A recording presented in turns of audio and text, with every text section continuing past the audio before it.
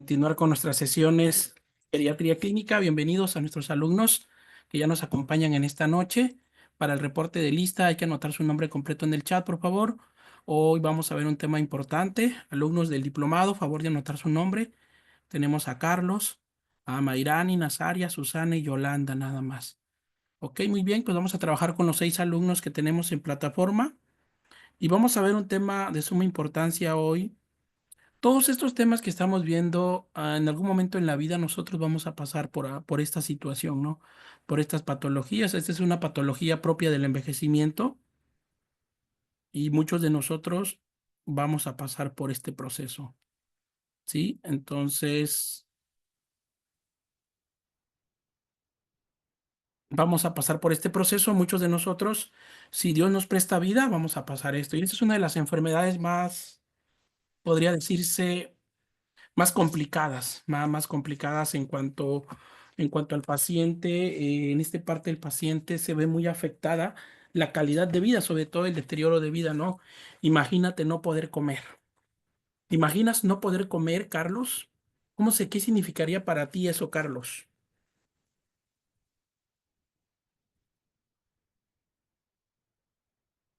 Creo que no nos escucha, Carlos. Sería algo muy complicado, algo muy difícil, ¿no? Pues bueno, ya estamos, bueno, vamos a ver este tema, ¿no? Sería muy complicado y esta enfermedad, como su nombre lo dice, es la enfermedad úlcera péptica. ¿Ok? Entonces, vamos a iniciar la sesión y pues bueno, y tenemos la parte de, vemos un estómago. Aquí se ve un estómago, como lo podemos observar. Cuando nosotros nacemos, nuestro estómago es literalmente nuevo. Pero conforme pasan los años, conforme vamos envejeciendo y sobre todo la dieta que tenemos muchos de nosotros, el tipo de alimento, pues ese estómago va cambiando de morfología. ¿Qué estudia la morfología? Pues la estructura de un órgano, ¿no? Y aquí podemos ver, tenemos una úlcera gástrica. Aquí está, mira. Aquí hay una úlcera duodenal, aquí hay una úlcera en el esófago. ¿Cuál es lo grave de esta úlcera? ¿Sabes qué es lo grave? Que en algunos de los, en mayoría de los casos, esta úlcera va a provocarte un cáncer de estómago, un cáncer de duodeno o un cáncer de esófago. Y todos sabemos que para el cáncer no hay cura, ¿sí? No hay cura para el cáncer actualmente. Y en la mayoría de los casos, sobre todo en el adulto mayor, aparte, el estómago del adulto mayor ya está envejecido, ya envejeció, ¿sí? Ya envejeció. Por fisiología ya envejeció. Más ahora si el adulto mayor, tuvo una vida de excesos. ¿A qué se refiere vida de excesos? Alcoholismo, tabaquismo, polifarmacia. ¿Cómo va a estar ese estómago? Todo deteriorado, ¿ok? Dice Carlos que para él sería algo complicado porque ya aparece en el recubrimiento del estómago, el estómago, el intestino delgado. Así es. Muy bien. Pues bueno, como introducción al tema, tenemos cuál es el concepto bueno, de la úlcera. En este caso, la enfermedad de úlcera péptica es una enfermedad de origen de muchas causas, o sea, muchos factores van a condicionarte a llevarte a esto, ¿no? Pero el problema está a nivel anatomopatológico, como lo podemos ver acá. La parte que afecta, la úlcera péptica es esta parte de acá, lo que es la muscaliris mucosae. Esta parte de acá es la que lesiona, que es la capa de la mucosa del estómago de duodeno. En sí, entonces, cómo se definiría una úlcera péptica? Es una lesión localizada, en general, única en la mucosa del estómago duodeno, que se extiende como mínimo hasta la muscularis mucosae, que es esta parte de acá, ¿sí? ¿Cuál es la parte externa? O sea, el estómago es esto y todo esto va, mira, entonces, si te das cuenta, penetra internamente, ¿no? Y esa lesión es como si nosotros tuviéramos, ¿alguna vez has tenido alguna lesión en el pie?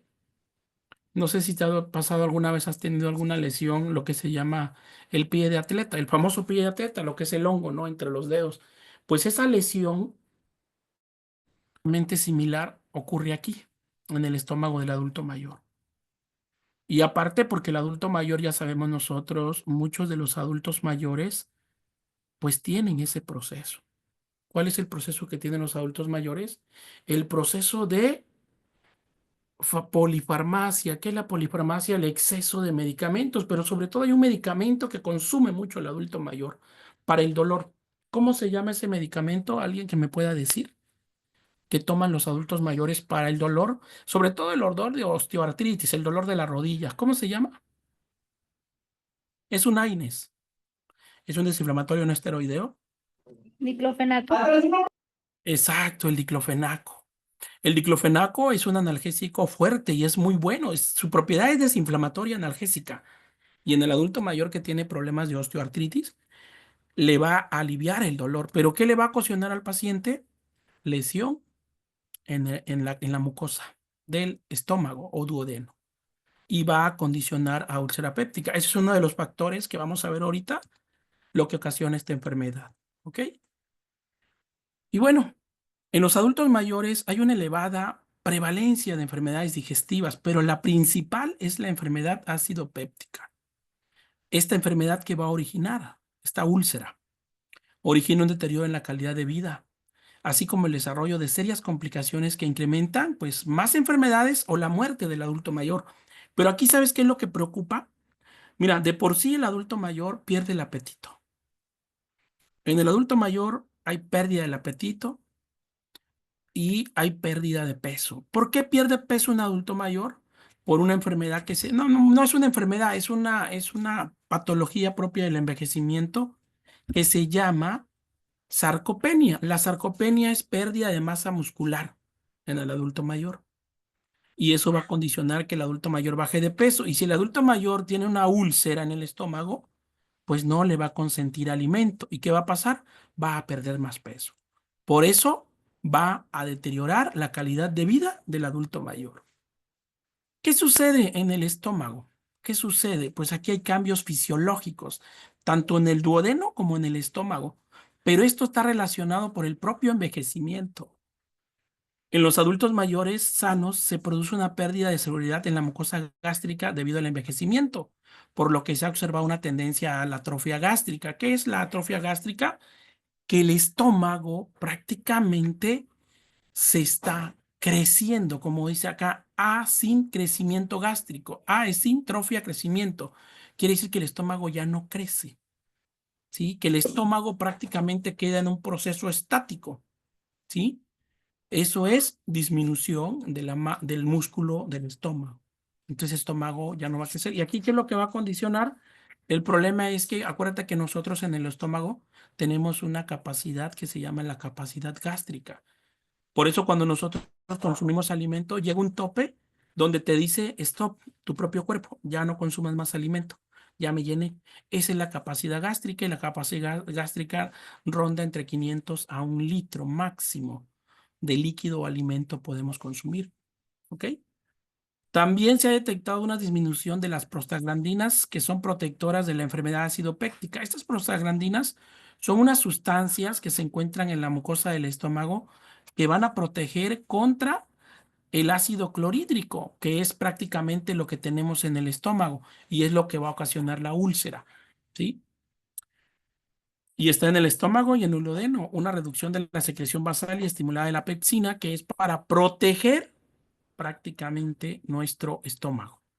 Ahora, en cuanto a los datos estadísticos, ¿qué podemos mencionar? Que la enfermedad úlcera péptica se presenta en el 5 al 10% de la población en general. Imagínate, de cada 100 pacientes, 10 presentan esta enfermedad, ¿sí? Y aquí lo más grave es las complicaciones que trae esta propia enfermedad y sobre todo cuando esta enfermedad va a evolucionar a un cáncer. El 10 al 20% de los pacientes son portadores de la bacteria Helicobacter pylori y son positivos a esta bacteria. Mira, déjame comentarte que la bacteria Helicobacter pylori, todos la tenemos, ¿eh? Todos tenemos esta bacteria. Solamente que muchos de nosotros no la estimulamos a que se quede, a que nos desarrolle la enfermedad de Helicobacter pylori. Muchas veces esa bacteria ha vivido con nosotros por años, pero nunca se ha activado. Cuando se presenta esta enfermedad de úlcera péptica es cuando sucede que la bacteria Helicobacter pylori se desarrolla. Y esto ocurre en un 10 a un 20% de los pacientes adultos mayores lo van a presentar. Si hablamos de estadística anual, tenemos que el 0,1 a 0,3% de la población en general lo padece y el 1% de los pacientes salen positivos a Helicobacter pylori. Estas estadísticas son de España, ya que estamos hablando de manera en el adulto mayor. Ahora, en cuanto a la edad, la mayor incidencia a mayor edad probablemente en relación con una mayor prevalencia de Helicobacter pylori a un consumo de AINES, lo que habíamos mencionado. El adulto mayor consume mucho diclofenaco. Para cualquier dolor que tenga de tobillo, de rodilla, de cualquier hueso que tenga el adulto mayor, va a tomar un AINES y que en este caso, pues ya lo sabemos. El de uso común y de venta libre es el diclofenaco. Y esto va a ocasionar que pues vaya a tener una mayor incidencia a desarrollar una enfermedad de úlcera péptica.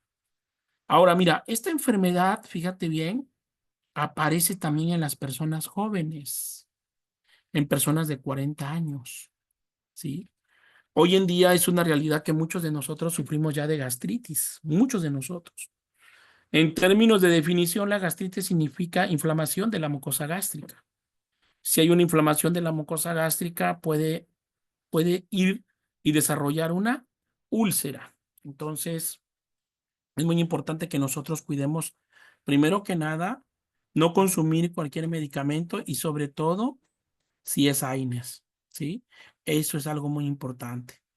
Solamente que sea indicado por un médico, lo vamos a tomar, o en caso de que sea muy necesario, que se valore el riesgo-beneficio. O sea, el beneficio es quitarle el dolor al paciente. ¿Cuál sería el riesgo de darle diclofenaco a mi adulto mayor? ¿Cuál sería el riesgo?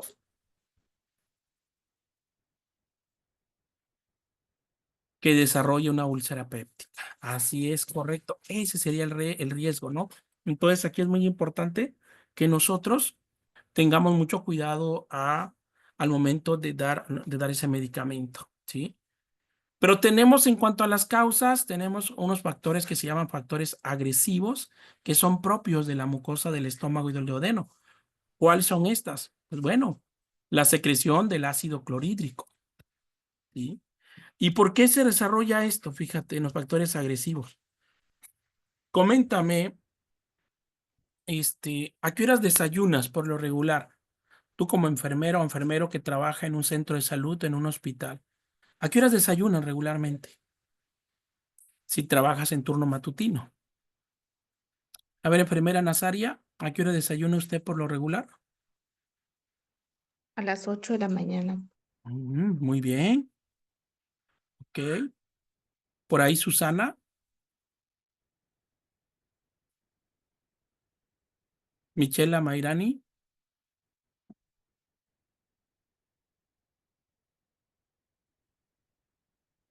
o alguien más, ¿a qué hora desayuna? No, pues si la compañera Nazaria está perfecto. A ver, Verónica Velázquez, ¿a qué hora desayuna usted? Verónica.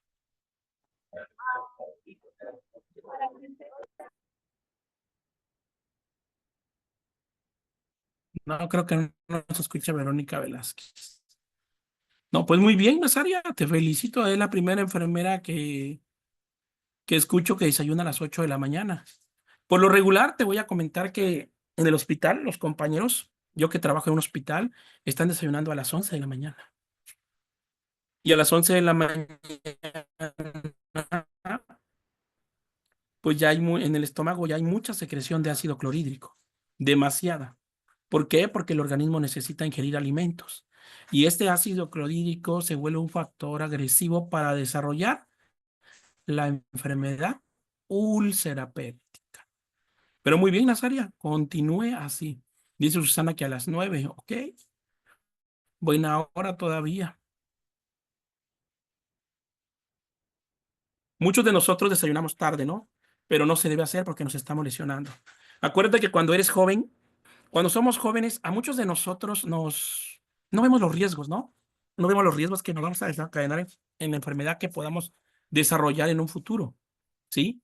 Pero déjame decirte que al final del día, todo lo bueno o malo que hayas hecho con tu organismo te va a cobrar la factura, ¿sí? Y esas facturas son las enfermedades del envejecimiento y una de ellas es la úlcera péptica.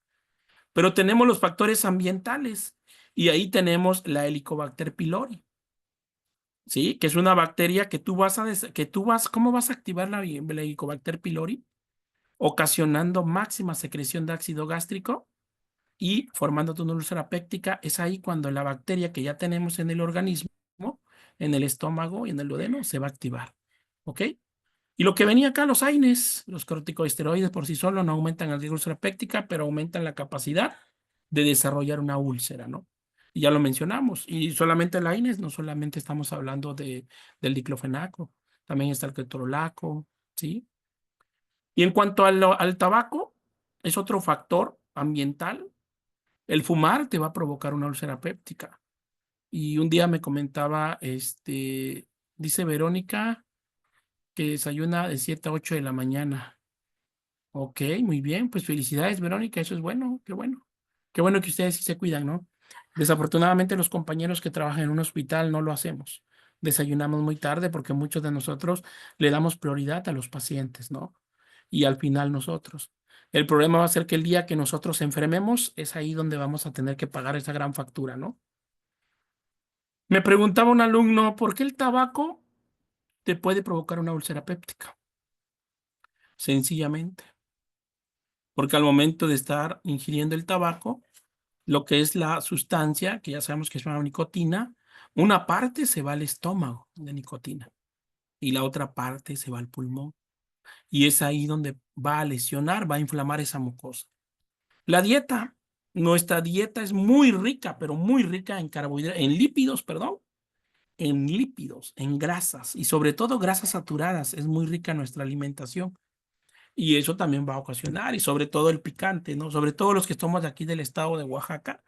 Aquí hay una comida, no sé si ustedes en sus estados donde son, la conocen, pero esa comida aquí se llama mondongo de res. Es prácticamente, es como si fuera la panza de la res, preparada así como un guisado. Sí, ese es el mondongo de res. Bien condimentada, con mucho picante, y es una bomba para nuestro estómago. Cuando muchos de nosotros somos jóvenes, nos da igual y lo hacemos, ¿no? Pero al final del día, tienes que estar consciente que al final del día te va a cobrar la factura, ¿ok? Consumo de café. Nazaria, ¿usted toma café, Nazaria? Sí, profe, pero no mucho. No. ¿Ustedes creen que tomar café descafeinado no sea malo o Es causa el malo. mismo daño? Igual, Igual causa el daño. ¿Por qué? ¿Qué es lo que es malo del café? ¿La cafeína o la grasa que trae? la cafeína. Ambos, ambos. Si tomas café descafeinado, pues bueno, no lleva cafeína. Acuérdate que el café es un estimulante del sistema nervioso central. A muchas personas el café no los deja dormir, los mantiene activos, los mantiene despiertos, pero es por el efecto estimulante de la cafeína. Las personas que consumen café descafeinado, es cierto, no lleva cafeína, pero lo que lleva es la grasa del café. Y esa grasa, ¿qué es lo que va a provocar? Lesionar mucosa gástrica, ¿sí? Y la grasa que también va a hacer aumento de la presión arterial.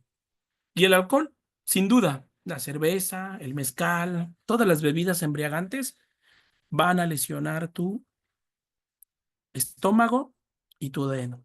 Y eso es lo más triste, ¿no? Hoy en día podemos ver los jóvenes, tenemos a los jóvenes, dice Fernando que en Nayarit es muy utilizado el aguachile, es camarón con chile, órale, una bomba para ese pobre estómago, ¿no? Hoy en día sabemos que nosotros, ¿por qué crees que los jóvenes viven en exceso? Hoy nuestros jóvenes, nuestra generación de cristal, viven en exceso. ¿Viven en exceso o no viven en exceso, Nazaria? Me refiero a que abusan de esto. Sí, profe. He visto que consumen la sopa marucha, la sabrita con no sé qué tanto picante le ponen. Exacto. Cuando ellos lleguen a ser adultos mayores, si Dios les presta vida, van a desarrollar una serie de enfermedades por la mala alimentación que han llevado en estos años. Pero tenemos otros factores que son los factores defensivos. En ellos, pues tenemos lo que nos van a defender a nosotros: la secreción del moco y bicarbonato, el flujo sanguíneo de la mucosa gástrica va a tratar de evitar esa lesión, la restitución celular y las prostaglandinas, que son las sustancias que van a inhibir la inflamación de la mucosa gástrica. Pero desafortunadamente, con el propio envejecimiento, todo esto disminuye, desde el flujo sanguíneo al estómago, al duodeno, ya no hay restitución celular, todo eso está alterado, ya no tenemos estos factores defensivos. Entonces, esos factores que tenemos nosotros agresivos y ambientales, pues van a llegar y van a acabar con lo poco mucho que tengamos nosotros de estómago todavía. Entonces, la invitación es acá, invitar a nuestros pacientes, adultos mayores, a tratar de evitar todo lo que va a ocasionar desde el consumo de café y decirles que al final del día les va a traer un sinfín de enfermedad y sobre todo la enfermedad de úlcera péptica. Dice Yolanda que es de la Ciudad de México y se consume mucha comida chatarra. Así es. Y desafortunadamente, déjenme decirles, a pesar de los esfuerzos del gobierno federal de etiquetar a los alimentos, el etiquetado de alimentos con los famosos de anuncios, ¿no? De exceso de calorías, exceso de carbohidratos. Desafortunadamente no ha funcionado, no está funcionando. ¿Por qué? Porque la población mexicana es muy necia para de entender lo que le va a causar ese daño, sinceramente. ¿Hay ese micrófono, Blanca? Por favor, ese micrófono te lo encargo. Checa bien.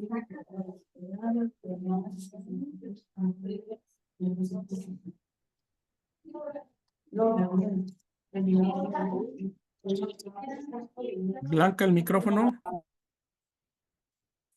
Ahora, ¿cuáles son los signos y síntomas? Mira, lo primero que va a sentir el paciente es un dolor abdominal, dolor en el abdomen. ¿Pero en dónde? En el epigastrio. ¿Dónde es el epigastrio? En la boca del estómago va a estar el dolor. Y es un dolor como ardor, dolor corrosivo, sensación de hambre, doloroso. Y este aumenta de 1 a 3 horas tras la ingesta de alimentos.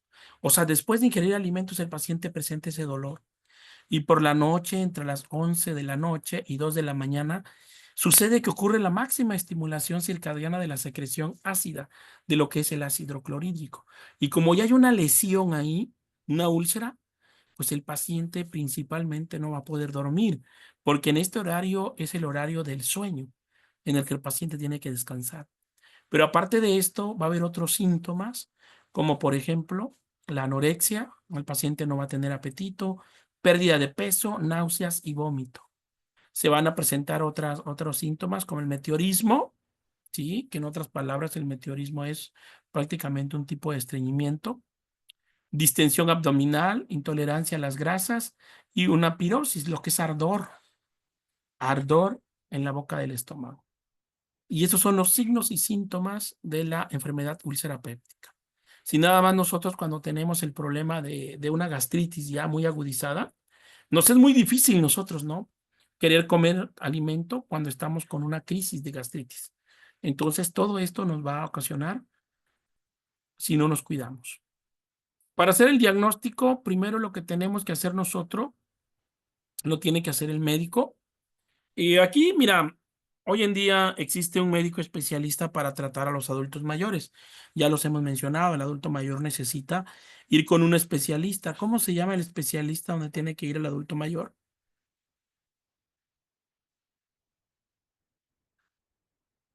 Que sería lo ideal que fuera. ¿Cómo se llama? Ah, Exacto, se llama el médico geriatra. Muy bien. Pero desafortunadamente muchos de nuestros pacientes, nuestros adultos mayores, no tienen el recurso financiero porque la consulta de un médico geriatra ronda entre 800 a 1,200 pesos, dependiendo del lugar donde te encuentres. Muchos pacientes no van a poder pagar y lo que ocurre, lo más común para ellos, ir con un médico particular, ¿no? Entonces, primero se tiene que hacer, puede hacerse por la palpación profunda del epigastrio, Pero más que nada lo que tenemos que hacer es una endoscopía. ¿Qué es una endoscopía? Es un estudio a través de una lente, ¿sí? Para poder observar la parte interna del estómago, ver cómo está esa mucosa del estómago, cómo está la mucosa del duodeno. Y como lo dice acá, es una endoscopía digestiva alta, permite la exploración del esófago, estómago y duodeno para ver cómo se encuentra. En esta parte también, si se llegara a sospechar sobre todo, ¿sí? Sobre todo de alguna patología oncológica, ¿qué quiere decir que se llegara a sospechar de un cáncer? Aquí, ¿qué es lo que tenemos que hacer nosotros? Bueno, el médico lo que tiene que hacer. Para empezar la endoscopía, ¿quién es el especialista para hacer la endoscopía? ¿Cómo se llama? Gastro. Exacto, el gastroenterólogo, muy bien. Y el gastroenterólogo, una endoscopía está entre 4,000 a 5,000 pesos, es lo que ronda. ¿Sí? Entonces, imagínate, él lo tiene que hacer y ahí, si ve que hay mucha probabilidad de que esas úlceras sean cancerígenas, que aunque sea una neoplasia maligna, se va a tener que tomar una biopsia, ¿sí? Se le toma una parte de ese tejido de la mucosa del estómago y se manda a estudio patológico para descartar un tipo de cáncer, ¿ok? Y ahí también podemos ver la detección de la Helicobacter pylori. Existe una alta prevalencia de la infección que aumenta con la edad, alcanzando valores del 50 a 60% en los ancianos sintomáticos y hasta un 70% en enfermedades de ahora sí ya presentes, como lo es el pylori. Conforme aumenta la edad, hay una mayor prevalencia de que se desarrolle esta enfermedad. Pero ahora también nosotros tenemos que tener cuidado al momento de tener un adulto mayor, podemos confundirlo con otra enfermedad. Y aquí tenemos que hacer la diferenciación entre la úlcera péptica, o sea, confirmar el diagnóstico de úlcera péptica o descartar otra patología. Y eso es a lo que se refiere el diagnóstico diferencial. ¿Con cuál podemos confundir la úlcera péptica? Con la enfermedad por reflujo gastroesofágico. Con eso, con la dispepsia por los fármacos, sobre todo los fármacos como la teofilina, digoxina, antibióticos o la gastritis erosivas por los AINES van a provocar esto, ¿sí? En el paciente. Lo que es el dolor, ese síntoma principal de la úlcera péptica, ¿no? Carcinoma gástrico. Se tiene que sospechar en un paciente de edad avanzada con una historia corta de episgastralgia de carácter continuo que empeora con la ingesta de alimentos y se asocia a anorexia y pérdida de peso. Acuérdense que la pérdida de peso y perder el apetito, y si el paciente vomita sangre, ¿sí? Tiene vómitos con sangre, ese paciente es muy probable que tenga un carcinoma gástrico, un cáncer gástrico, ¿sí? Por eso aquí, ¿qué nos dice? Que en el paciente se va a sospechar de un carcinoma gástrico si tiene dolor en el epigastrio constantemente, pero aparte tiene pérdida de apetito y bajo peso. Entonces ahí nosotros tenemos que ir haciendo la diferenciación. Lo podemos confundir también con un problema de la vesícula biliar. Piedras en la vesícula también se puede diferenciar y lo podemos confundir. También tenemos que decir la diferenciación entre una enfermedad del páncreas como una pancreatitis. En la pancreatitis también hay dolor, ¿sí? Pero hay que hacer esa diferenciación. Muy bien. Y hablemos ahora sí, ¿cuáles son las complicaciones? Fíjate, déjame decirte que esta es la parte más triste de que va a pasar nuestro adulto mayor. Es lo más Profe, triste. La primera, sí, adelante. hola, profe, soy Griselda otra vez, aquí ando. Otro de los puntos importantes también son las melenas, profe, en el adulto mayor, la popó negra oscura como chocolate y con un aroma característico a sangre echada a perder cuando hay úlceras. Sí, muy bien, gracias. Así es. Y pues ahí ya tendríamos que hacer nosotros una colonoscopía, pues ya sería otro estudio para revisar lo que es la parte inferior del colon, ¿no? Ujú. Ahora, bien, aquí las complicaciones principales de la enfermedad de úlcera péptica, pues es la hemorragia digestiva, es lo principal, ¿sí? Y aquí lo grave es que ¿De dónde va a salir esta hemorragia? Pues de la úlcera ahora sí, la úlcera del estómago o del duodeno. Ahí va a estar. Y esto es grave, ¿por qué? Porque va a provocar lo que mencionó la compañera, lo que son las evacuaciones con sangre, que se llaman evacuaciones melénicas. Entonces, esa es una de las partes que se va a complicar, ¿no? Ahora, y otra de las cosas que muchas veces en evacuaciones melénicas, el adulto mayor tiene una característica. Mira, nuestros padres, nuestros abuelos, nunca nos van a decir que están enfermos. Nunca lo van a hacer. ¿Por qué crees que nunca lo van a hacer? A ver, ¿por qué crees que nos tienen mucha compasión a los hijos? ¿Por qué? por no preocuparnos. Exacto, por no preocuparnos, ¿no? Y lamentablemente cuando el adulto mayor habla es cuando el problema de salud es grave. Ya está muy avanzado. Es una triste realidad. Muchas veces los papás nos tienen mucha compasión y dicen, ay, pobre mi hijito, ¿no? Anda para arriba y para abajo en su trabajo y para qué yo le voy a decir, no, me aguanto. Mejor me tomo un tecito de ruda y con eso se me va a quitar, ¿no? Entonces, debemos de nosotros tener mucha confianza con nuestros padres, abuelos, para que ellos tengan la confianza de contarnos estos problemas. Porque ¿hay tratamiento para esto? Sí hay tratamiento, pero siempre y cuando sea una etapa inicial. Cuando ya es una etapa muy avanzada, esto puede llegar hasta una perforación del duodeno o perforación del estómago, que sería lo más grave, porque provocaría prácticamente una sepsis, ¿sí? Una sepsis abdominal. Entonces, lo que preocupa acá, que el 20% de los pacientes van a presentar esa hemorragia en el transcurso o en el trayecto de la enfermedad. Y sobre todo en los adultos mayores, o sea, adultos mayores de 80 años, la mortalidad es del 25%. ¿Qué quiere decir? Que adultos mayores de 80 años, de cada 100 adultos mayores de esa edad, 25 fallecen por la complicación de la hemorragia digestiva. Porque el adulto mayor no va a fallecer de la enfermedad ulcerapéptica. No va a ser lo que va a fallecer. ¿De qué va a fallecer el adulto mayor? De las complicaciones. Así es, como lo es la hemorragia digestiva. Y pues bueno, lo que mencionaba la compañera también, Griselda, pues que estos cuadros clínicos vienen acompañados de hematemesis. ¿Qué es la hematemesis, alumnos? ¿Hematemesis qué es? ¿Es vómito con qué? Con sangre. Con sangre. Eso es por vía oral, vía superior.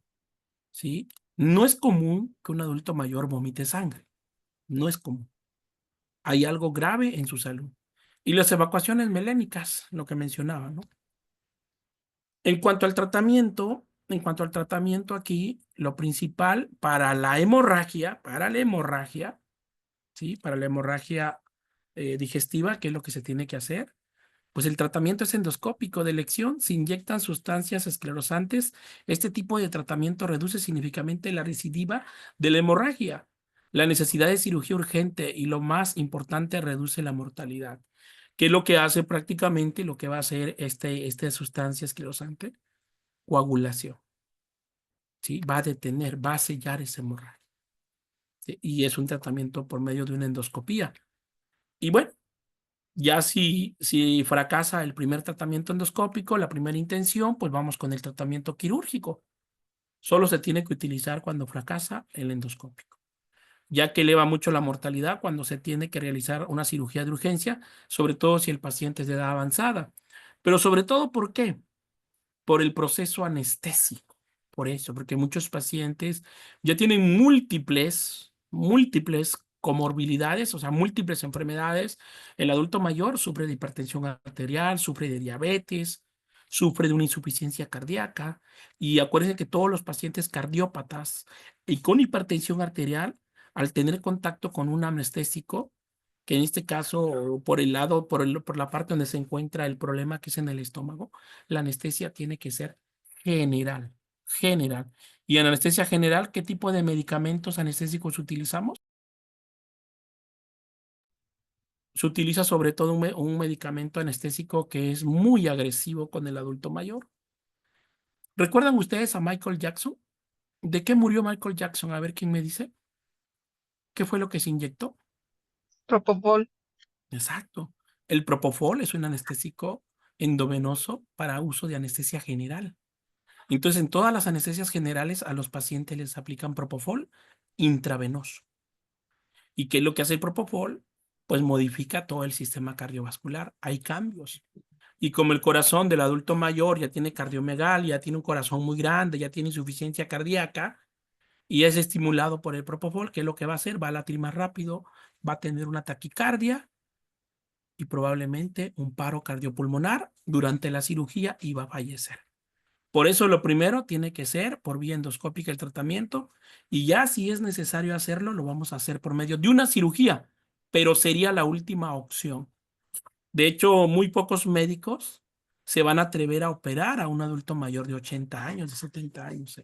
No lo van a hacer porque saben que hay un alto riesgo de fallecimiento. Y la otra complicación, que en este caso es la más grave, pues es la perforación, ya sea del estómago o del duodeno.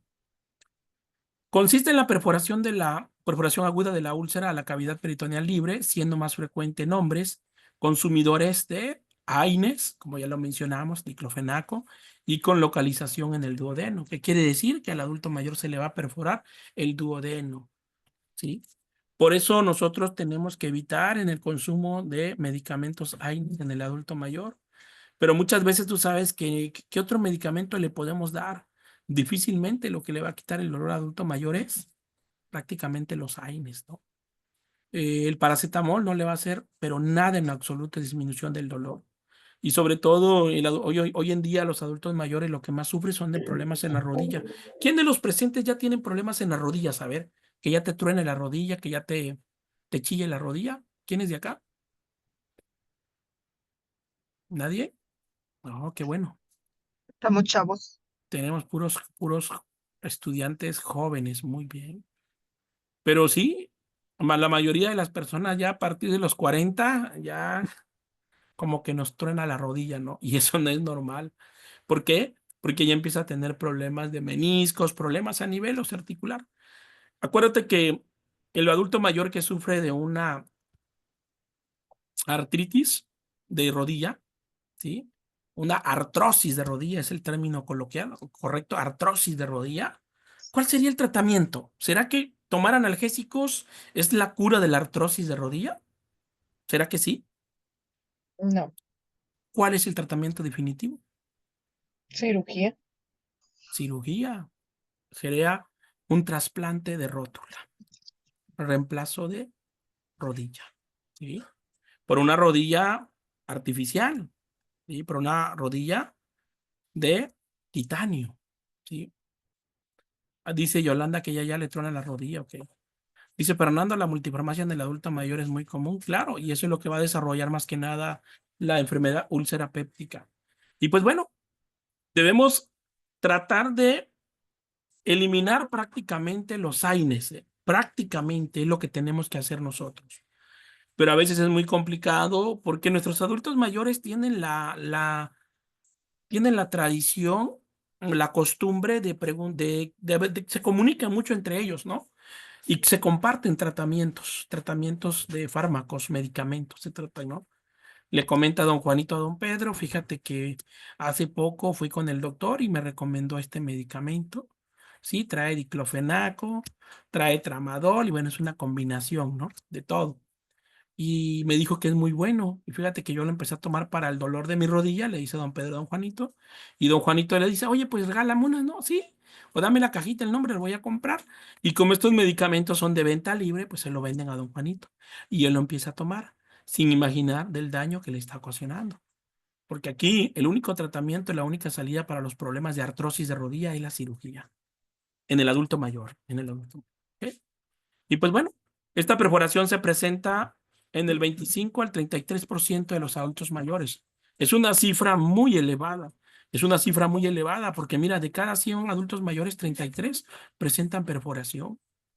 Y ahora, se manifiesta con la aparición súbita de dolor intenso en cuchillada, perdón, en epigastro o en abdomen superior, seguido rápidamente de signos de irritación peritoneal ¿Por qué la irritación peritoneal? Porque prácticamente en la cavidad abdominal, el contenido que estaba en la parte del estómago y duodeno, pues entró directamente a la cavidad, al espacio de la cavidad peritoneal, y por eso va a tener la irritación peritoneal es un dolor intenso en todo el abdomen.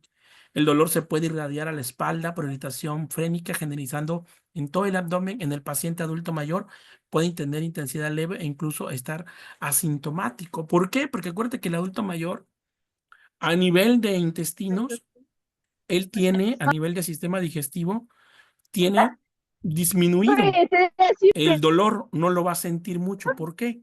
Por el, por el mismo proceso de envejecimiento. Por ahí ese micrófono, Blanca, por el mismo proceso de envejecimiento, ¿sí? Entonces, otros datos que nos van a generar es las náuseas y vómitos. Son pocos frecuentes, pero puede haber, ¿ok? Entonces, ¿Dónde te voy a dejar? ¿cuál sería el diagnóstico? ¿Cómo vamos a determinar esta patología? Que haya una perforación en la enfermedad úlcera péptica. Pues con una radiografía del abdomen, en decúbito, en pie y decúbito en el paciente, ¿no? Y sobre todo ahí, ¿qué es lo que vamos a observar? Se va a descartar si hay o no hay una perforación del duodeno. Una radiografía de tórax es la exploración complementaria de elección. Se visualiza mejor el neumoperitoneo al visualizarse mejor las cúpulas diafragmáticas. ¿Qué es el neumoperitoneo? Mira, resulta que nosotros tenemos la vía digestiva, ¿sí? Cuando nosotros consumimos alimentos, ingerimos aire también, aire, ¿sí? Entonces, ese aire pues entra al estómago. Y ese aire por medio de cómo nosotros expulsamos el aire del estómago y del intestino grueso y delgado. ¿Cómo lo expulsamos? A ver, ¿quién me dice? Si es por vía superior, lo expulsamos. ¿Cómo expulsamos el aire? ¿Por medio de qué? Eructo. Repitiendo. ¿Sí? Exacto. ¿Y si es por vía rectal? ¿Cómo expulsamos el aire? Gases. Por gases. Exacto, por los flatos, la flatulencia, ¿no?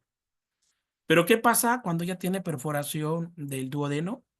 Pues ese aire que estamos ingiriendo nosotros al momento de comer o al hablar, ese aire va a entrar y se va a quedar en la cavidad abdominal y por eso hace ese neumoperitoneo, es que se llena de gas, de aire prácticamente la cavidad, ¿sale? Entonces, es grave esta situación. Ahora, en cuanto a la penetración, es frecuente en las úlceras de cara posterior y tiene lugar cuando la perforación se establece lentamente y la úlcera se exterioriza penetrando en un órgano vecino. Y a esto se le llama úlcera penetrante.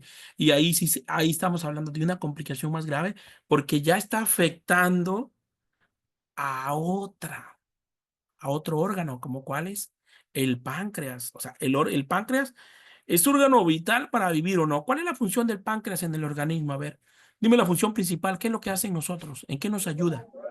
En generar la insulina. Exacto. En generar la insulina y controlar nuestros niveles de glucosa en sangre. Muy bien. El epiplón, pues es la capa de grasa que protege a todos los órganos de la cavidad abdominal. ¿En qué nos ayuda? En protegernos sobre algún golpe, alguna lesión con un arma blanca o un impacto de bala. En eso nos ayuda, nos protege el epiplón. La vesícula biliar, ¿qué función importante tiene la vesícula biliar en nosotros? A ver, ¿quién me dice? La función importante que tiene con nosotros, en efecto, es La la descomposición vesícula. de los alimentos. Exactamente, participa en lo que es en la digestión, ¿no? Pero sobre todo recuerden que la vesícula biliar produce, como su nombre lo dice, produce bilis. La bilis se produce en el hígado y la vesícula almacena la bilis, lo almacena en la bolsita. Cuando nosotros consumimos alimentos muy grasosos, muy condimentados, pues llegan directamente al estómago y el estómago siente como que le pusimos una bomba, sobre todo a las personas que les gusta comer mucho picante, ¿no? Entonces, ¿qué es lo que hace la vesícula biliar? Secreta bilis. ¿Y qué es lo que hace la bilis? Amortigua esas grasas. Las encapsula para que no te lesionen tanto la cavidad abdominal. Por eso las personas que cuando le hacen la cirugía de colecistectomía le extirpan la vesícula biliar, ya no pueden tener una vida normal. O sea, esas personas ya no van a poder consumir mucho picante o muchas grasas. ¿Por qué? Porque ya no cuentan con este órgano de función vital como es la vesícula biliar. Ahora, el hígado, fundamental la importancia del hígado, ¿no? Y el colon. Si se penetran estos órganos, pues prácticamente el adulto mayor va a fallecer. ¿Ok? Y luego viene la parte del diagnóstico. ¿Cómo vamos a diagnosticar eso nosotros? Pues bueno, principalmente el diagnóstico siempre es un hallazgo por medio de una endoscopía o por medio radiológico. Vamos a ver que hay esa penetración del duodeno insertado, ya sea en el epiplón o en la vesícula biliar. El cambio de sintomatología típica ulcerosa nos indicaría alta sospecha de esta complicación.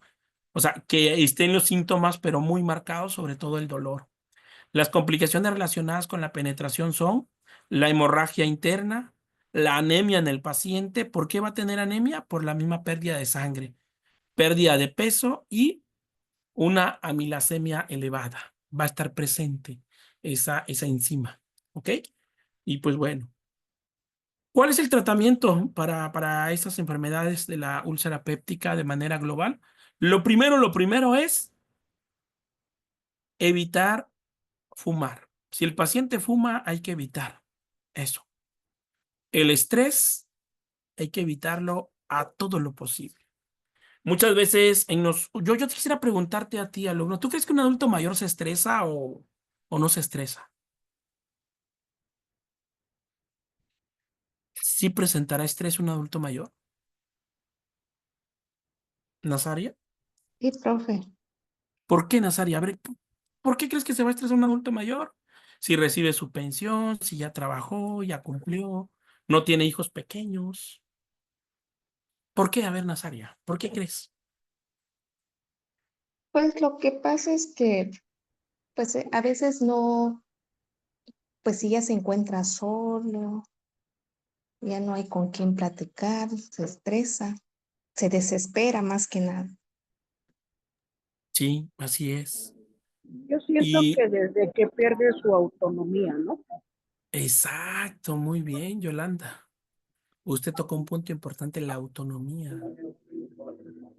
¿Te has preguntado, tienes en tu trabajo, donde trabajas en el hospital o centro de salud, compañeras ya que han cumplido la edad para jubilarse y que no se quieren retirar?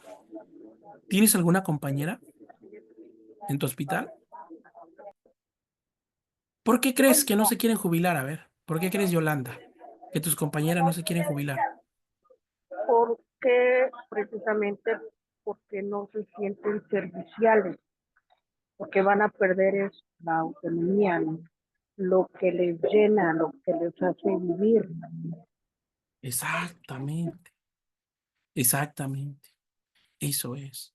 Y hay muchas compañeras que entraron, hay compañeras que entraron a trabajar al Sistema Nacional de Salud jóvenes, ¿eh?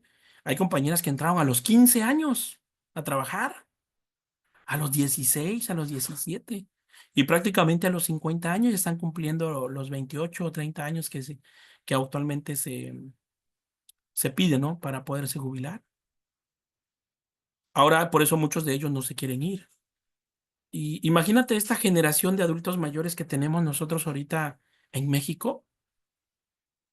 Ellos tienen una pensión todavía. La mayoría que fueron trabajadores del Estado o trabajadores de gobierno tienen una pensión. Y mi pregunta que yo te hago, ¿qué va a ser de nosotros? ¿Qué será de nosotros si Dios nos presta vida en unos 20, 25 años? ¿Nosotros también vamos a tener una pensión asegurada? ¿Muchos de ustedes se van a pensionar, alumnos? ¿Sí? ¿Nazaria? ¿Se va a ir al 100% pensionado usted? No, profe, ¿De qué se va a estresar usted cuando sea adulto mayor, Nazaria?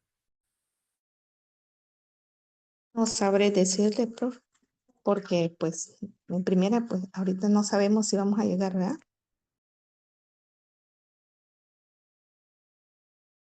Sí vamos a llegar, Nazaria. La pregunta es, ¿cómo vamos a llegar? Mal. ¿Cómo? Esa es la pregunta, ¿no? ¿Cómo vamos a llegar? ¿De qué vamos a llegar? Vamos a llegar. ¿Sabes cuál es una de las cosas que yo siento que va a pasar con nuestros adultos mayores de nuestra generación? Siento que los que estamos acá estamos entre 30 y 45 años de edad, los que estamos presentes, ¿no? Pues primero Bueno, vamos a yo llegar en tengo más edad, ¿eh? más edad, ok. Primero vamos a llegar muchos enfermos. Y lo más triste, sin pensión y sin servicio médico. Imagínate. Porque el nuevo modelo del sistema de pensiones ahorita contempla que va a haber liquidación, que te van a liquidar, pero no te van a dar servicio médico, como lo tenemos actualmente los que son pensionados. Entonces nosotros, ¿sabes de qué nos vamos a estresar? Por el dinero. ¿De qué se estresan hoy los adultos mayores? Por el dinero. ¿Qué voy a comer? ¿Cómo voy a comprar mis medicamentos? Y desafortunadamente todos los cambios que se están dando a nivel de gobierno federal, realmente la pensión del bienestar al adulto mayor no va a ser suficiente. No es suficiente, para nada. Se está apoyando mucho al adulto mayor y eso es bueno, fíjate, es muy bueno, pero se está descuidando el sistema de salud. Y tú lo sabes perfectamente que trabajas en el sistema de salud. Primero tenemos deficiencia, falta de medicamentos. No tenemos medicamentos.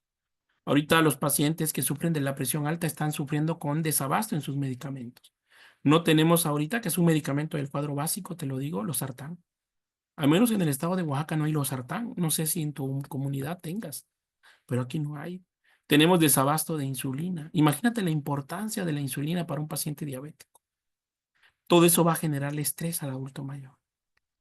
Y sobre todo, evitar el consumo de analgésicos, los AINES. ¿Y cuál es el objetivo del tratamiento? Pues aliviar el dolor, porque es un dolor intenso. Si tú en un momento dado has tenido una gastritis agudizada, es un dolor incapacitante. Sí, es un dolor que te incapacita, no te deja hacer nada. ¿Lo has sentido alguna vez? Sí, muchas gracias. Sí. ¿Y qué tomamos? Nos automedicamos, ¿no? Omeprazol. ¿A poco no? Un omeprazol. Sí, Lo más práctico. exacto. Y el omeprazol hasta cierto punto ayuda, hasta cierto, porque el omeprazol, ¿qué es lo que va a hacer prácticamente? Inhibir el dolor, disminuir el dolor, ¿sí? Pero ¿cuál es el objetivo en sí del tratamiento? Primero, cicatrización de la úlcera. Hay que cicatrizar la úlcera. Ese es el objetivo, ¿sí? Prevención de la recidiva sintomática y de las complicaciones, que no se vaya a perforar y sobre todo, ¿sí? Que no se vaya a ver una penetración a un órgano de función vital. Hay que controlar la acidez gástrica y aumentar la resistencia de la barrera de la mucosa. ¿Quién es el especialista que nos va a dar este tratamiento al paciente con la enfermedad úlcera péptica? ¿Quién es el especialista? En el adulto mayor, Pediatra. el geriatra en conjunto con el gastroenterólogo. Sería un tratamiento en equipo, ¿ok? Pero también se recomiendan las siguientes medidas generales como tratamiento. Dieta. No se recomienda restricciones dietéticas rigurosas procurando evitar aquellos alimentos que produzcan dispepsia. Es conveniente hacer comidas frecuentes para evitar la excesiva distensión arterial, ya que aumenta la secreción del ácido clorhídrico. O sea, vas a comer, pero evitar comidas grasosas, irritantes. El alcohol. Aquí, como dicen, no está claramente definido su papel en el desarrollo de la úlcera péptica, pero si ya está presente la cicatriz, ahora sí la úlcera, va a retardar la cicatrización, por eso no debe consumir alcohol el paciente. La leche y derivados, el calcio y las proteínas lácteas estimulan la secreción de ácido y no tienen efecto protector. Y muchas veces nosotros tenemos irritación en el estómago, tenemos reflujo gastroesofágico, ¿y qué es lo que hacemos? Un vaso de leche, ¿no? Y realmente no tiene ese efecto protector. Por eso no se debe recomendar. ¿Y el café? No hay evidencia de que interfiera en la cicatrización, aunque es un estimulante de la secreción gástrica. Y eso va a favorecer prácticamente a que siga presente ese dolor. El tabaco se tiene también que controlar, se tiene que eliminar prácticamente. Y los medicamentos antiinflamatorios no esteroideos, como la aspirina Protec, lo que es el ácido acetilsalicílico, no lo debemos tomar.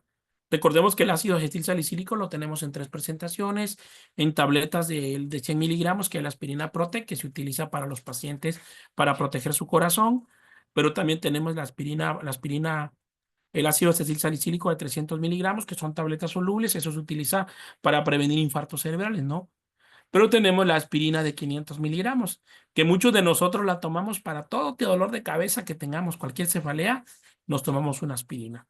Pero eso nos va a provocar también una lesión en la mucosa gástrica. En cuanto a los fármacos, pues bueno, aquí vamos a empezar primerito con la primera clasificación, son fármacos inhibidores de la acidez gástrica. Ahí tenemos a los antiácidos. Son eficaces en alivio sintomático y en la cicatrización de la úlcera gástrica y duodenal. El principal inconveniente es su acción de corta duración, requiriendo una dosificación repetida a lo largo del día. Y pues bueno, entre ellos tenemos el primerito, que es el bicarbonato sódico. ¿Sí? ¿Dónde está el bicarbonato sódico? Pues viene prácticamente en el famosísimo sal de uvas picots, que tomamos muchos nosotros, ¿no? Lo que es el famosísimo Alka-Seltzer en combinación con ácido acetil salicílico, son antiácidos que vamos a consumir. Tenemos el carbonato de calcio, es un buen antiácido, pero la absorción de calcio puede producir una hipercalciuremia. O sea, ¿qué puede decir? Exceso de calcio en la sangre y eso es malo. Y tenemos los aluminios y magnesios, ¿no? Y que la combinación de ambos es la forma más utilizada actualmente, que es lo que estamos utilizando para proteger como antiácido el famosísimo Melox o el famosísimo hidróxido de aluminio e hidróxido de magnesio, que eso es lo que sí sería recomendable tomarlo y evitar en lo más posible el antiácido carbonato de calcio y el bicarbonato de sodio, ¿sí? Pero ahora también tenemos el tratamiento de los inhibidores de la secreción de ácida gástrica. Y aquí tenemos a los medicamentos de la bomba de protones y ya sabemos cuáles son. Pues son los omeprazoles, ¿no? Y en el omeprazol, el paciente tiene que tomar una dosis inicial de una tableta a 2 tabletas de una sola dosis diaria, que es lo que se le va a indicar, ¿no? Para la cicatrización, tiene que ser de 20 miligramos al día, al menos por 2 semanas se le tiene que dar. También tenemos de tratamiento lo que es el lansoprazol, 30 miligramos al día, y esto también va a ayudar a cicatrizar la úlcera gástrica. El pantoprazol de 20 a 40 miligramos al día, el rabeprazol 20 miligramos al día y el esomeprazol de 20 a 40 miligramos al día. Estos son tratamientos inhibidores de la bomba de protones, que es lo más clásico que se le da a los pacientes adultos mayores. Pero también tenemos a los fármacos con efecto protector sobre la mucosa gastroduodenal. Y el primerito es el sucralfato. ¿Quién de ustedes ha tomado sucralfato alguna vez en la vida o algún paciente se lo has dado? ¿Sí? En el sucralfato es muy importante, hay que tener cuidado porque el sucralfato es una tableta muy gruesa y muy grande. Ahí en el adulto mayor lo que se tiene que hacer es bien molérselo, triturárselo para que lo pueda tomar. De hecho, son tabletas masticables, pero recuerda que el adulto mayor por la edad ya muchas veces no tiene dientes. Entonces, lo ideal sería triturarlo, ¿vale? ¿Cómo se tomaría el sucralfato? Se va a tomar 1 gramo cada 6 horas. Su utilidad más importante es en la gastroprotección en enfermos que toman medicamentos AINES, como el diclofenaco, ketorolaco, ¿sí? Y aquí viene la gran duda.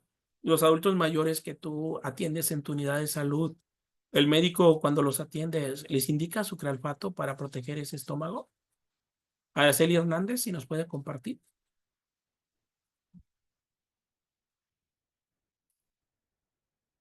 ¿O alguien de los que trabaja en centro de salud?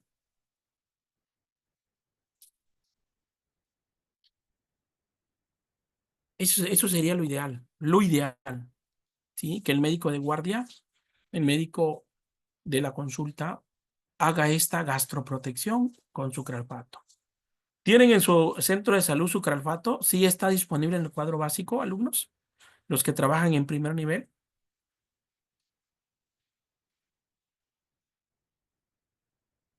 ¿Cuentan con ello o no cuentan con ello? Nazaria. Sabré decirle, profe, yo no trabajo en un centro de salud. No, ok, gracias. Déjame comentarte que en el ISSSTE al menos nosotros tenemos desabasto de sucralfato. ¿Sí? Y si estoy hablando del ISSSTE, imagínate, ¿no? Entonces, sería bueno que le indiquen a los pacientes. Dice Susana que ella trabaja con fisioterapia para la artrosis, ok.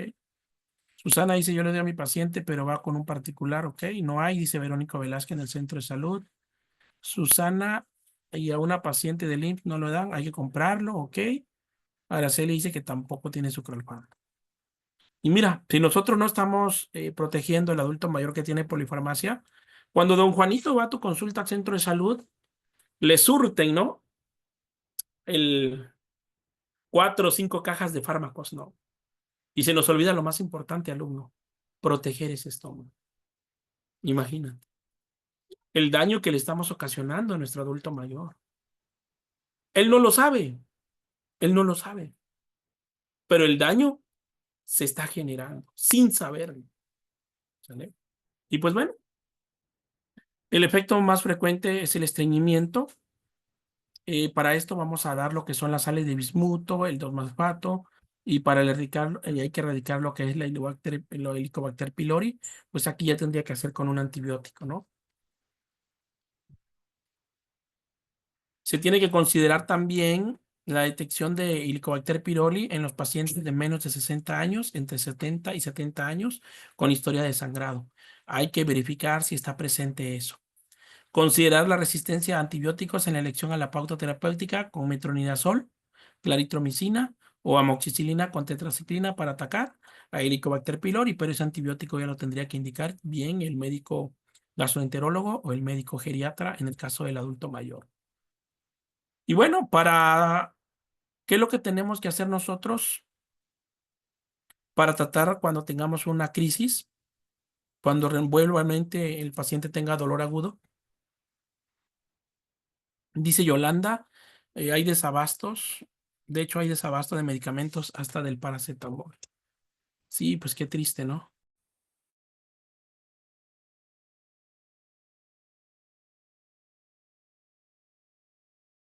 Pues bueno, en cuanto haya un tratamiento para el brote agudo de dolor, en el caso de la úlcera péptica, lo primero que vamos a dar al paciente, el tratamiento de elección para cicatrizar la úlcera son los omeprazoles.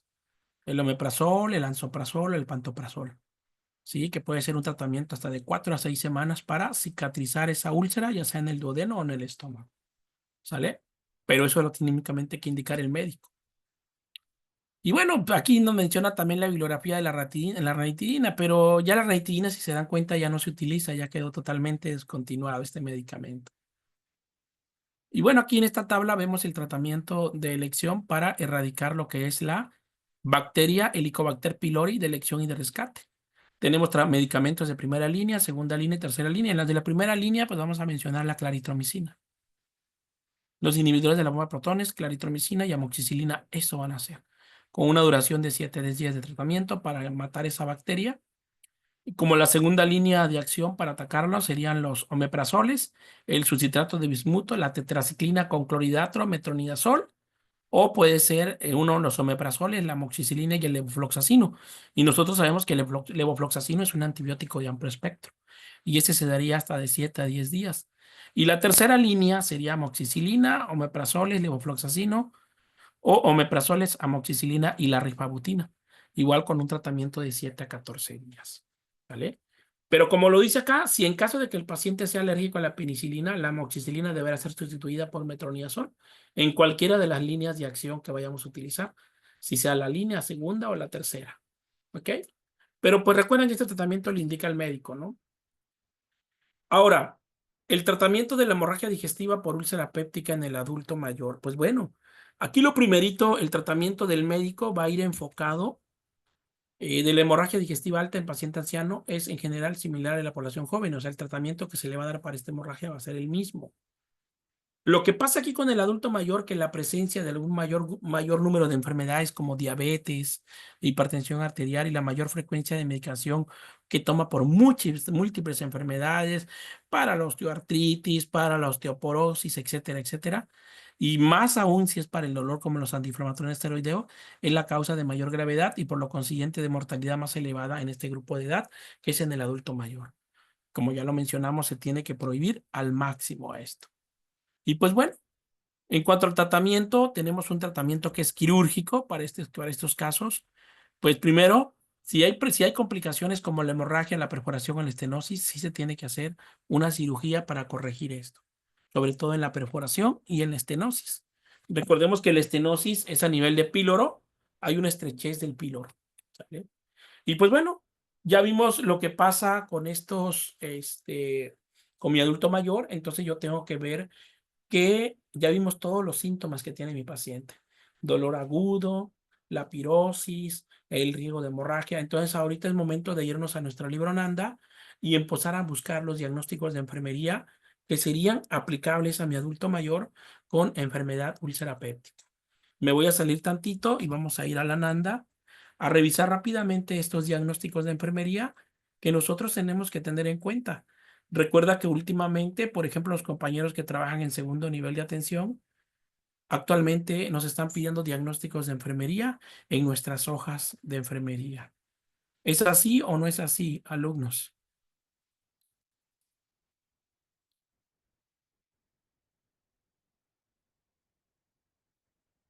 Y muchas veces a nosotros nos van a llegar pacientitos con estas patologías y ahí es donde nosotros tenemos que saber cuáles serían los diagnósticos de enfermería que le vamos a aplicar a mi adulto mayor. ¿Ok? Pues bueno, no sé cómo vayan con su guía de valoración. Por ahí les había dejado a los alumnos del diplomado de geriatría clínica. No sé cómo vayan, si ya la hicieron, la terminaron o no lo han hecho. Y pues bueno, esta es la Nanda que tengo acá, la más práctica. Esta es todavía la versión anterior, 2021-2023. Y aquí uno de los dominios que va a estar afectado en mi paciente principalmente va a ser el dominio de alimentación, sí, de nutrición. Vamos a revisar rápidamente los diagnósticos que podrían aplicar para mi paciente adulto mayor. Y en esta parte es muy importante que nosotros sepamos identificar los diagnósticos y sobre todo irnos aprendiendo dependiendo de las patologías que estemos trabajando nosotros.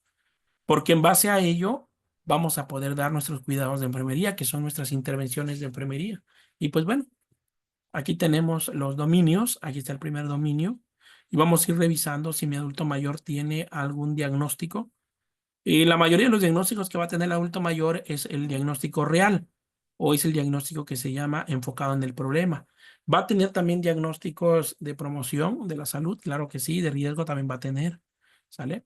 Pues en promoción de la salud de este paciente no tiene ningún diagnóstico que podamos activar en él, ¿no? Pero en el dominio nutrición, sí, por ejemplo, aquí nosotros vamos a tener los siguientes diagnósticos que vemos acá. Y bueno, aquí lo que tendría uno sería que el paciente va a tener, el primer diagnóstico sería nutrición desequilibrada menos de los requisitos corporales, ¿ok? Ese sería un diagnóstico para mi paciente. ¿Por qué? Porque mi paciente, por el problema que tiene, va a tener anorexia, como lo dice la sintomatología, no va a querer comer. Y entonces sí, me va a presentar ese diagnóstico de enfermería. De ahí me voy al siguiente.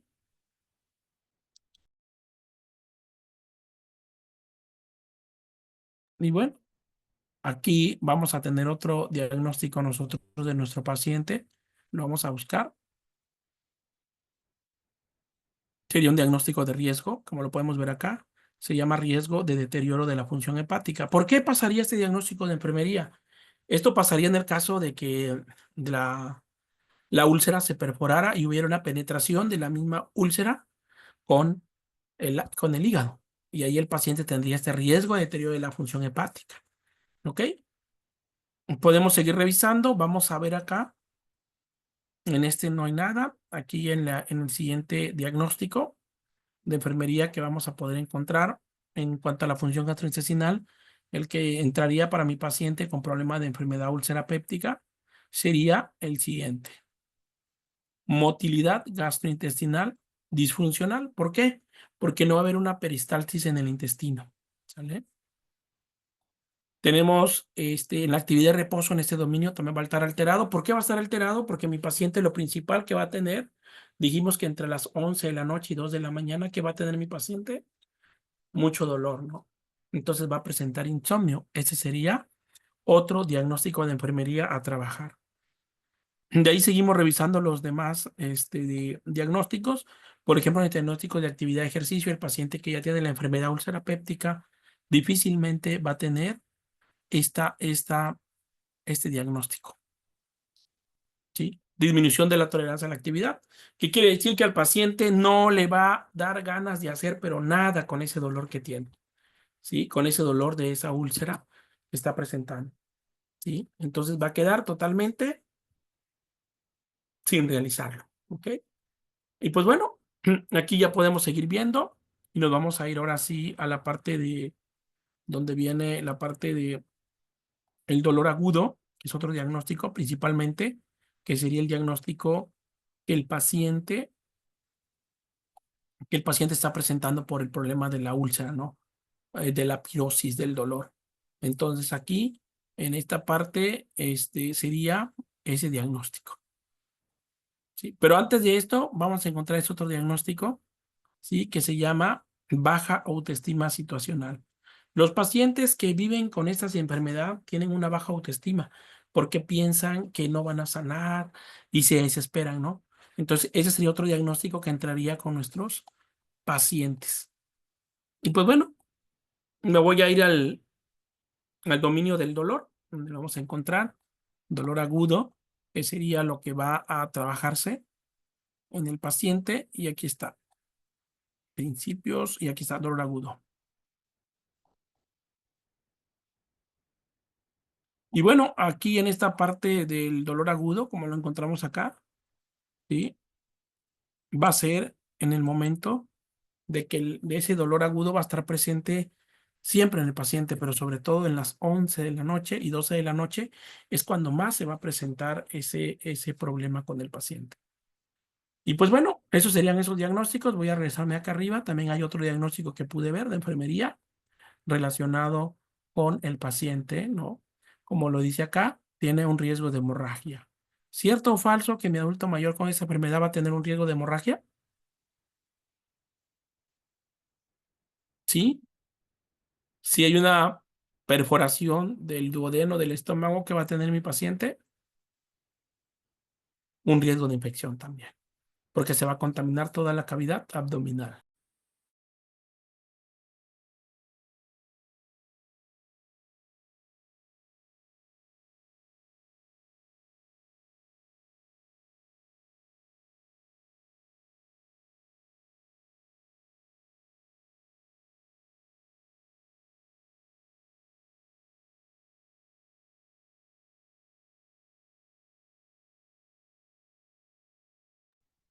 ¿Quiénes son alumnos de vacunas que estén presentes?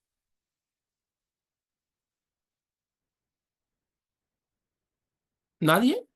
No, sí, la alumna de vacuna creo que es Yolanda, del diplomado. También está Verónica Velázquez y nada más, creo. Y Araceli Hernández son diplomados de vacunas. ¿Ok? Hay una tarea que se les dejó en base a la NANDA y así es como lo vamos a ver. Entonces, se pueden dar cuenta cómo se buscan los diagnósticos. Para una enfermedad va a depender de los síntomas. Vamos a agarrar esto porque es lo que va a haber más en el dolor. La gastralgia, como lo decía la bibliografía, ¿no? Vamos a ver este diagnóstico, dolor agudo. ¿Cuáles son mis intervenciones de enfermería para el dolor agudo? Me voy a encontrar, ¿cómo se llama el libro que ocupa el profesional de enfermería para buscar intervenciones? ¿Quién me dice? ¿Cómo se llama ese libro?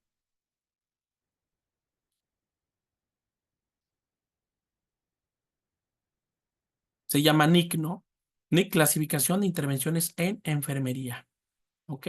Así es como se llama.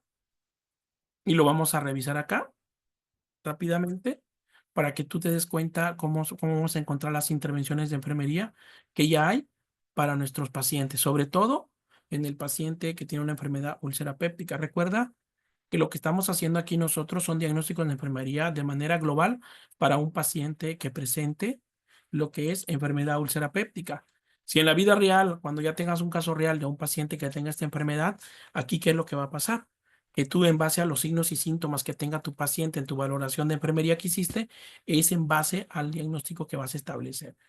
Y pues aquí tenemos en la página, tenemos nuestros dominios del NIC, como lo podemos observar aquí. Y pues bueno, mi diagnóstico es dolor agudo. Entonces vamos a buscar nosotros esa intervención que nos hable sobre dolor agudo. ¿Sale? Aquí está la taxonomía del NIC.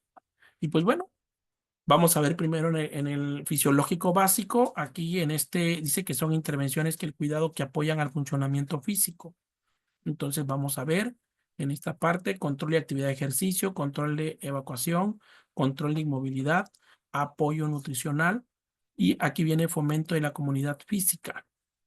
Dice intervenciones para fomentar la comodidad utilizando técnicas físicas, facilitación de autocuidado. Pues bueno, aquí, como podemos ver, donde podría estar es acá, comodidad física, es donde yo me voy a ir. Mi paciente tiene dolor, ¿qué es lo que necesito yo? Quitarle ese dolor para que él esté tranquilo. Entonces me voy a ir al inciso D para buscar estas intervenciones, fomento de la comodidad física. En el E, aquí mismo le bajo a mi libro, Nick, y me voy a ir acá abajo, mira, que es la parte como tú vas a quitar. Gracias. Cómo vas a quitar tus intervenciones. Por ahí, Susana, usted me preguntaba, Susana, ¿no? Así es como se quita Susana para su proceso enfermero que está usted realizando. Entonces vamos a bajar aquí en la E. Tendríamos que ir a buscar la letra E, Susana. Aquí está, mira, acá abajo. Estos libros ustedes ya los tienen, chicos. Yo se los mandé también a los alumnos de vacunas. Ya les mandé. Esto también es la manera de cómo quitarlo. Aquí está, mira. Y bueno, podemos ver. Si están viendo la pantalla, ¿verdad? ¿Me confirman o no están viendo nada, por favor?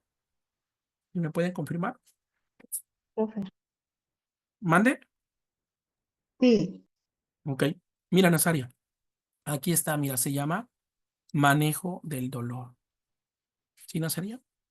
Eso es lo que vamos a hacer con mi paciente con la enfermedad úlcera péptica. Tiene dolor en este momento. Acuérdate que son intervenciones de enfermería que yo voy a hacer. Se llama manejo del dolor. Para esto yo voy a ir a buscar qué intervenciones voy a hacer. Ok, gracias Verónica, dice que dice ve. Y me voy a ir hasta abajo, mira. Le bajo con mi cursor y aquí voy a buscar con la letra M donde diga manejo del dolor. ¿Vale? Aquí vamos a buscar el manejo del dolor. Aquí está, mira, en esta parte lo vas a ver. Sobre todo necesito buscar esa intervención para poder ir a ver las actividades, la serie de actividades que voy a utilizar yo. Lo que aquí yo estoy utilizando en este momento, estoy quitando intervenciones de enfermería para trabajar con mi paciente que tiene esta enfermedad, mi adulto mayor de úlcera péptica. ¿Sale? Y aquí está, mira, aquí dice manejo del dolor. Ya llegamos a la M, aquí lo podemos ver. Aquí está manejo de alergia, alucinaciones, confort. Entonces el dolor está acá arribita. Aquí está, mira, dice dolor agudo. ¿Sí lo ves? Dice que está en la página 306, 307. Entonces para esto yo me voy a tener que ir a buscarlo acá. 306, 307 es la página donde está mi intervención. Manejo del dolor. ¿Sí? Y aquí está. 306. Y aquí está, mira. ¿Sí? Y aquí ya llegamos. Manejo del dolor. Aquí está, mira. Del dolor agudo, es el de nosotros. Y aquí está toda la intervención de enfermería, se llama manejo del dolor agudo. Esto es lo que voy a poner yo en mi intervención, en mi hoja de enfermería. ¿Cuáles son las actividades? Las que tenemos aquí. Y en estas actividades tú vas a seleccionar la que tú puedas trabajar con tu adulto mayor. ¿Sí? Y aquí, fíjate, o sea, lo que yo necesito es controlar el dolor en mi paciente. Y una de las que más voy a utilizar yo acá, lo que dice, fíjate bien, es la actividad número, sí, aquí está. No podemos observar, mira.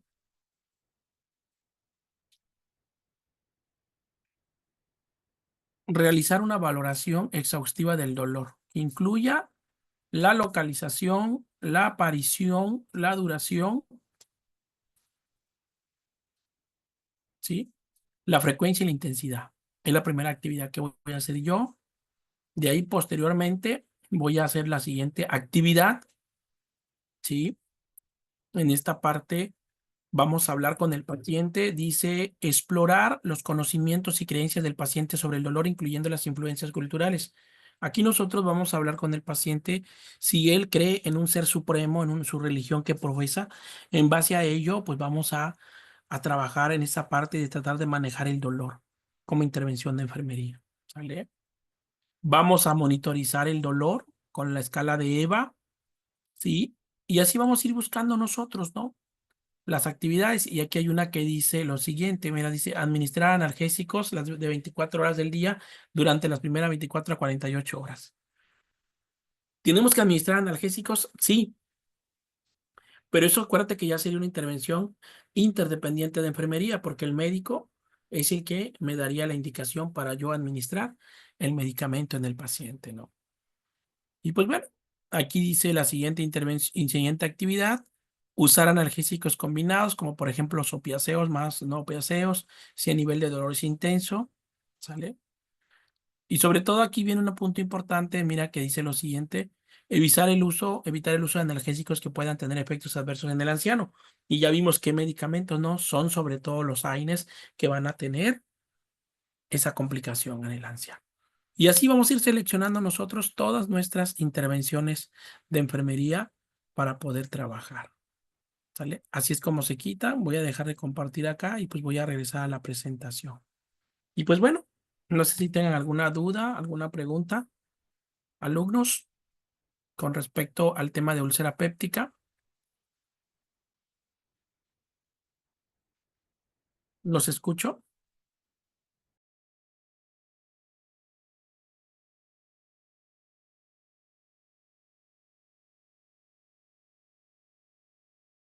Bueno, muchísimas gracias por participar. A los alumnos que nos acompañaron del Diplomado de Geriatría Clínica.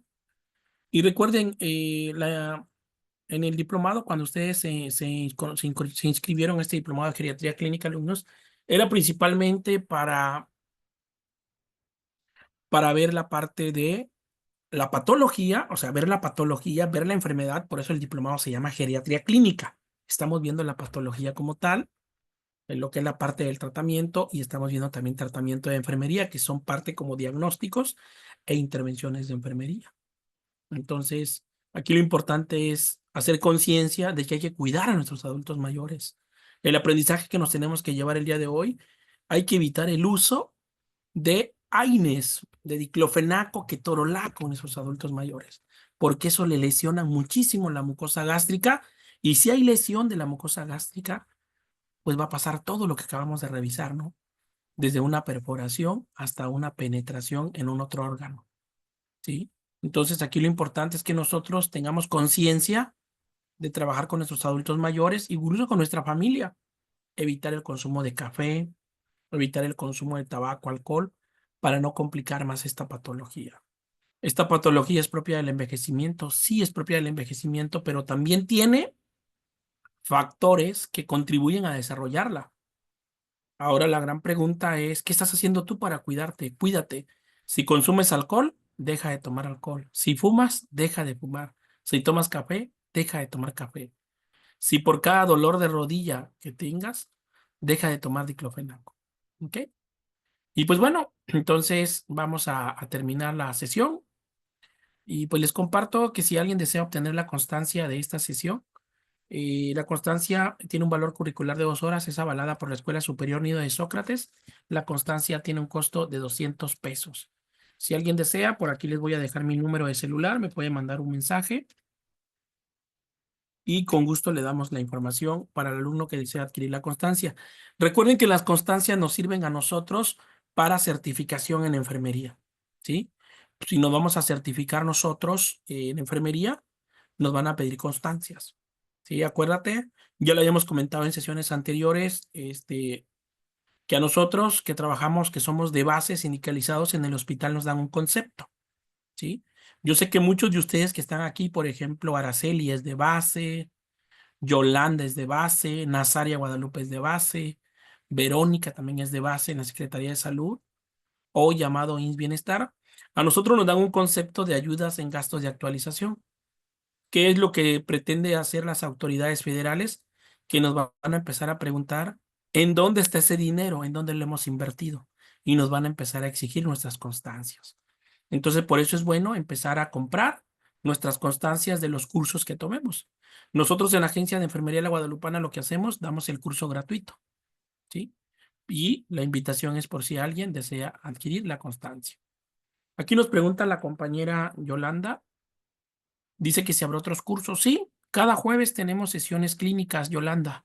Por ahí voy a compartir en el grupo por si quieren entrar. El siguiente tema que nos toca, vamos a ver diabetes mellitus en el adulto mayor. Vamos a ver el problema de la próstata en el adulto mayor. ¿Sí? Le vamos a estar nosotros compartiendo en el grupo. Dice Yolanda que no tiene base y de hecho trabaja particular. Ah, ok, muy bien, Yolanda. Pues bueno, Pues gracias chicos por participar. Vamos a pasarle lista. Bueno, de diplomado pues está María Cruz, Michelle, Nazaria, Susana, nada más. Son alumnos del diplomado de geriatría clínica y Carlos. Anotados. Cuídense mucho. Nos vemos la próxima semana. Que descansen. Y recuerden, los que tienen pendiente todavía mandar sus guías de valoraciones, hay que trabajarlo, por favor. Ya estamos casi prácticamente a 1 mes y medio de terminar nuestro diplomado en geriatría clínica. Ya lo mandó de Susana, ok, muy bien. Gracias, que descansen, que Dios los bendiga. Buenas noches. Buenas noches.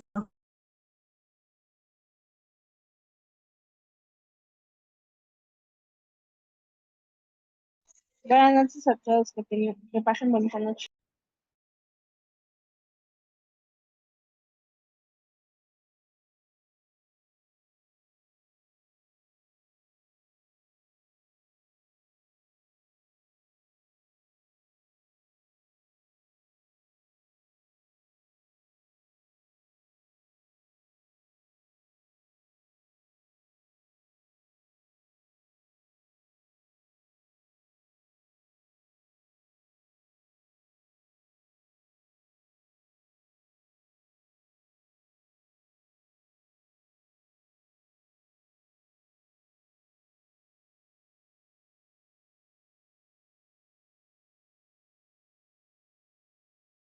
Blanca, la sesión ya terminó, por favor, para que la cierres. ¿Me escuchas?